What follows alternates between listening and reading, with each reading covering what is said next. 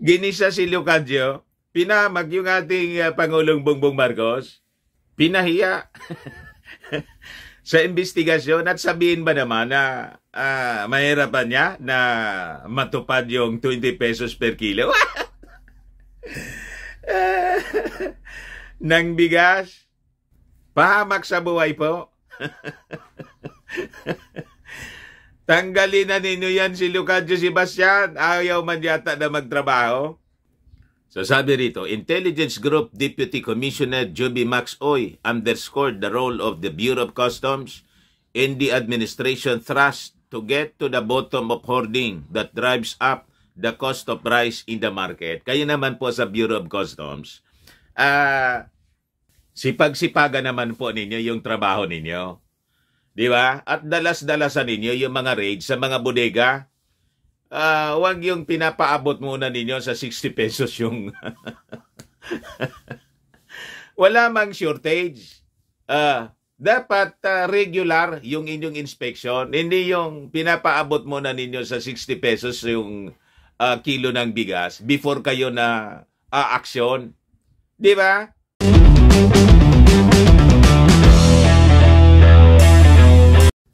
Ni-raid mga kababayan yung isang bodega, ilang bodega pala, hindi isang bodega, ilang bodega sa Bulacan ng Bureau of Customs.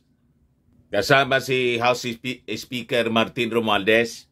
Ayun, na-discover po yung around 200,000 plus bags ng bigas mga kababayan, tinatago doon. Worth almost half billion or more than half billion pesos. Sabi ni Leocadio Sebastian ng day, walang kartel. Walang price manipulators, walang orders, wala lahat. Pati siguro mga smugglers, wala. Ano to? Kaya sabi ko sa inyo, pinapaya mga kababayan yung ating Pangulong Bongbong Marcos mismo ng kanyang mga kasama sa Department of Agriculture. Yun ang sabi ni Leocadio Sebastian, yung USEC, in charge ngayon sa Department of Agriculture. Kasi, di ba, yung ating Pangulong Bongbong Marcos mismo yung concurrent secretary muna, nag-imbestiga yung Kongreso. Yun ang sagot ni Leocadio. Bulag bingi si Leocadio mga kababayan sa mga nangyayari sa ating bansa. Sana niya Mr. Maravillas yung dapat gawin. Mamaya, pag-usapan po natin. Click subscribe muna dito sa ating YouTube channel and hit the notification bell para lagi po kayong updated sa mga kaganapan dito sa ating bayan. Like and share na rin po ninyo ng ating YouTube channel, ng ating video pala. At saka, wag na rin po ninyo na skip yung ating mga commercial ads para tuloy-tuloy ang pag-unlad ng ating bagong Pilipinas. O ito po, tambak-tambak na mga bigas yung nadiskubre sa ilang bodega sa Bulacan mga kababayan. So, sabi rito, smuggled rice uncovered. Siguro tawagin natin suspected pa lang po kasi hindi pa man po napapatunayan. Under investigation pa po siya. Pero iba yung nakalagay dito, smuggled rice na agad. What? Mali yata yung pakasulat ng reporter dito. So sabi rito mga kababayan, Speaker Ferdinand Martin G. Romualdez, along with other lawmakers, joins the fact-finding mission of the Bureau of Customs in inspecting several rice warehouses in Bulacan as part of the exercise of the oversight powers of Congress. Kasi po, napakataas na naman po ng presyo ng bigas. So yung duda ng ating speaker, bumalik na naman sa dating gawain yung mga negosyante sa pagtatago ng mga bigas para i-manipulate po. Ito yung sinasabi nating kartel sa buhatan ng mga negosyante na iniimbestigan po sa Kongreso. Pero sabi ni Leocadio Sebastian, undersecretary ng DA, wala man na niyang kartel. Hindi siya naniniwala na may kartel. Kaya sabi natin, pinapahiya yung ating Pangulong Bongbong Marcos. And I think, Speaker, kailangan nga na siguro ninyo na i-recommend sa ating Pangulong Bongbong Marcos after that investigation na sinagawa at mga pahayag ni Lucadjo. I-recommend na po ninyo sa ating Pangulo na tanggalin na lang, palitan itong si Sebastian kasi parang ayaw man niyang mag-cooperate sa ating administrasyon. Ayaw man yatang magtrabaho. Parang barkada yung mga yung mga nasa likod ng kartel, pati mga smugglers yata, baka protector to. Di ba? Wala siyang paniwala, mga kababayan doon sa gustong mangyari ng ating Pangulong Bongbong. Na ibaba sa 20 pesos per kilo, kahihiyan sa ating administrasyon. Itong mga ginagawa ni Lucadjo Sebastian. Kailangan siguro palitan ng align mismo sa agenda ng ating Pangulong Bongbong Marcos. Iba man yata yung agenda ni Lucadjo. Di ba? Sabihin ba naman na para na imposible man yan?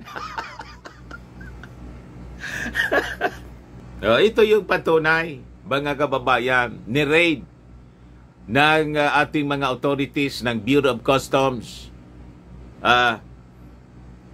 Sabi rito sa balita, government agencies smuggled rice. Suspected dapat ang suspected pa lang. Smuggled rice worth 505 million pesos on Thursday. Kahapon lang po. In an operation joined by lawmakers led by House Speaker Martin Romualdez and Customs Commissioner Bienvenido Rubio at 3 warehouses in Bulacan. Yung editor po nitong Manila Standard, paki-correct ninyo yung mga statement. Kasi the fact na iniimbestigahan pa lang, hindi pa man proven na smuggled. Di ba? Mali yung bakalatag ng kwento. Isinabi na ditong smuggled, iisipin ng mga tao, kumpirmado na. Paano maging kumpirmadong smuggled siya na iniimbestigahan pa nga? At saka nire-request pa lang ng customs, binibigyan ng 15 days to present the documents. So ang ibig sabihin lang noon, hindi pa napapatunayan, suspected pa lang. Di ba? Malinaw ang ganon. Para hindi nalilito yung ating mga... Hindi ba tinuruan yung mga reporters ninyo?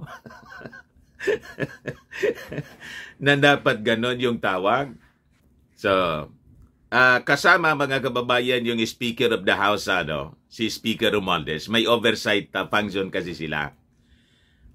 Yung raid, pinangunahan po ni Customs Commissioner Bienvenido Rubio. 3 mga warehouses po sa Bulacan.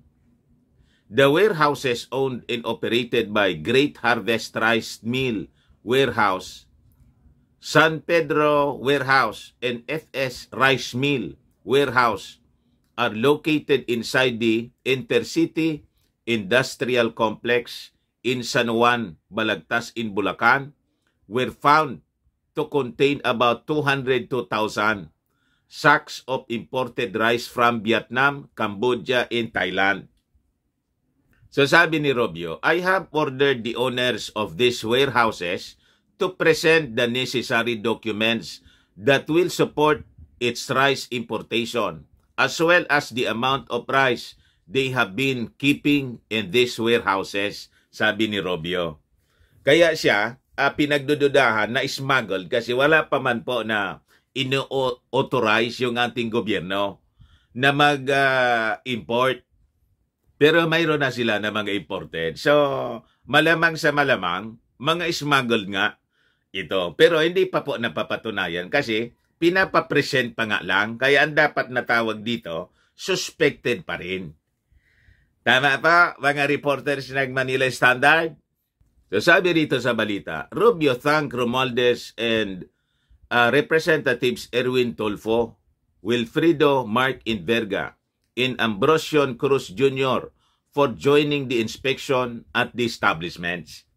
Umaksyon na po yung ating mga authorities kasi binabakbakan ng mga critics yung ating Pangulong Bongbong Marcos dahil po imbes na bumaba yung presyo ng bigas,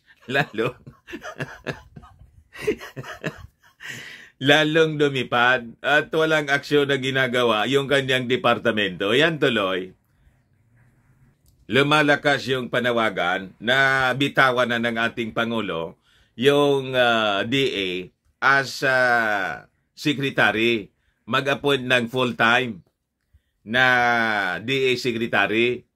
Kasi lumalabas, mga kababayan, hindi man naasikaso ng ating Pangulong Bongbong. Ginisa si Leocadio, pinamag yung ating Pangulong Bongbong Marcos, pinahiya sa investigasyon at sabihin ba naman na mahirapan niya na matupad yung 20 pesos per kilo ng bigas? Pahamak sa buhay po. Tanggalin na ninyo yan si Leocadio Sebastian. Ayaw man yata na magtrabaho. So sabi rito, Intelligence Group Deputy Commissioner Joby Max Oy underscored the role of the Bureau of Customs in the administration thrust to get to the bottom of hoarding that drives up the cost of rice in the market. Kaya naman po sa Bureau of Customs, sipag-sipagan naman po ninyo yung trabaho ninyo. Di ba? At dalas-dalasan ninyo yung mga raids sa mga bodega. Huwag yung pinapaabot muna ninyo sa 60 pesos yung... Wala mang shortage. Dapat regular yung inyong inspection. Hindi yung pinapaabot muna ninyo sa 60 pesos yung kilo ng bigas before kayo na aksyon. Di ba? So sabi niya, if proven true niya, hoarding such a huge amount of rice will have legal consequences. Tuluyan na po ninyo, ito mga smugglers na sinasabi ninyo, suspected smugglers, hoarders, price manipulators in cartels, para documented yung lahat at saka may makulong man lang, kasuhan ninyo. Tapos, yung mga cases na final ninyo, fornisan ninyo ng kopya si Leocadio Sebastian para may makita siya na ebidensya. Di ba? Na mali yung mga sinasabi niya na walang kartel. Kasi sinasabi ni Leocadio Sebastian, wala man yan yung kartel. Ihampas ninyo kay Leocadio yung dokumento ng kartel para may masmasan. So sabi dito sa balita, as with our protocol, the team padlocked and sealed the warehouse temporarily and proceeded with the inventory of the found goods. If found without proper importation and proof of payment, seizure and forfeiture proceedings will be conducted on the shipments for violating the Customs Modernization and Tariff Act. The fact-finding team from the House of Representatives joined the customs inspectors of Rubio's invitation or on Rubio's invitation. The amount of rice here is good for 3 months. Technically, that's hoarding, sabi po ni Speaker Romualdez. So sabi ng Speaker, if you hoard it, and the price goes up, that's greed. Sabi po niya. He said they wanted to see if the proper duties had been paid for the imported rice. Our assessment is that the supply of rice is really enough, especially with the imports. Sabi po ni Romualdez. Even as he lamented that some traders have been exploiting the international price to jack up local rice prices. Some traders, he added, were even holding back locally produced rice in matching its price with international pricing. Madaling sabi, ito po yung patunay na may kartel. Pero sabi ni Leocadio, wala man na niyang kartel. Sabi ni Leocadio doon sa hearing ng Congress, ito yung statement mga kababayan ni Leocadio noong isang araw. No rice cartel controlling prices in the Philippines, says DA executive. Ito si Leocadio mga kababayan. So ano pang iniintay po ninyo, Speaker? Pinapaya po ni Leocadio mismo yung ating Pangulo. Sabi rito, the Department of Agriculture Undersecretary Leocadio Sebastian does not believe that there is a cartel controlling the supply and price of rice in the country. Malinaw yung statement po niya, no? Sa budget deliberation ng DA. During the budget deliberation, Manila Representative Bienvenido Abante asked Sebastian whether he believes there is a rice cartel. I don't believe, Mr. Chair, Sebastian replied. What?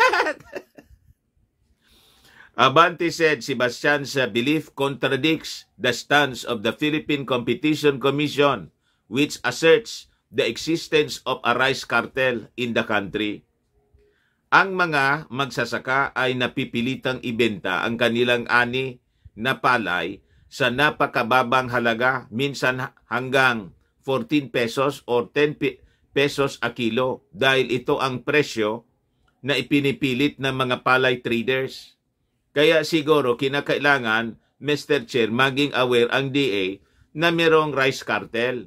May kumokontrol lang presyo. Kaya nahihirapan ang mga farmers. Sabi ni Congressman Abante, pag hindi nila ibinenta sa presyong itinakda ng mga palay traders, ay hindi ito mabibenta dahil wala namang ibang buyers. Maaring mabulukan sila ng palay, samantalang ang presyo ng bigas sa mga palengke ay naglalaro. Sinabi niyo 41 pesos hanggang 55 pesos a kilo. Bakit ang layo ng presyo ng bilihan ng palay sa presyo ng bintahan ng bigas sa palengke? Bakit mura ang palay at mahal ang bigas? Abante asked. Sebastian attributed the issue to the variety of rice that farmers are planting, which has provided traders with the opportunity to lower purchasing price. If you notice, Mr. Chair, our farmers often plant varieties that are not necessarily what is demanded by the market because that is also the seed that we distribute to them. So nagiging rumble kung minsan yung kanilang variety, then they get a lower price. Then they also have other problems post-harvest. That is why we are trying to improve the system, Mr. Chair. That's why we are going into clustering, because if the farmers that are clustered with plant a variety that they have linked with the market, then they can sell it at better price. Napakalayo ng mga paliwanag mga kababayan ni Leocadio.